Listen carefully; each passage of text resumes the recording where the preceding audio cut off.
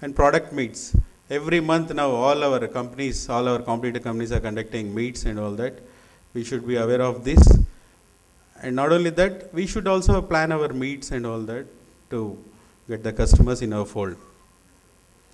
See, place like Tirupur and all, where some our competitor brands are very strong, Bangalore and all, we can do a lot of work there. So what is the strategy they are using, and what kind of strategies we can go there, whether pricing or should we conduct some meets, should we give some ad campaign, call the people, so these kind of things.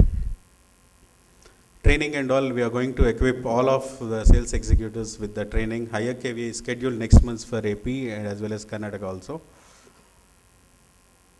And network is one thing which is continuing, though we have 22 dealers as of last year. Now again this year we have added another 4 to 5 dealers in Andhra Pradesh. Karnataka, now the dealer count is more than 20. Last year it was some 11. So now we are going to strengthen the dealer network also. So what is the way forward?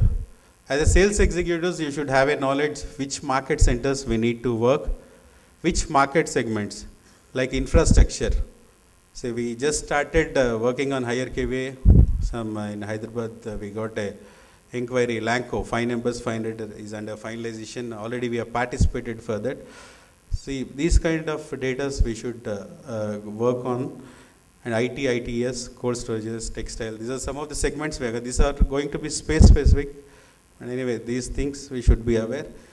So as a sales executives, you need to think. You have to increase your thinking on this beyond certain. Not only just going and submitting the quotation and all that. So we need to work on this. This will give a lot of leads and will improve also.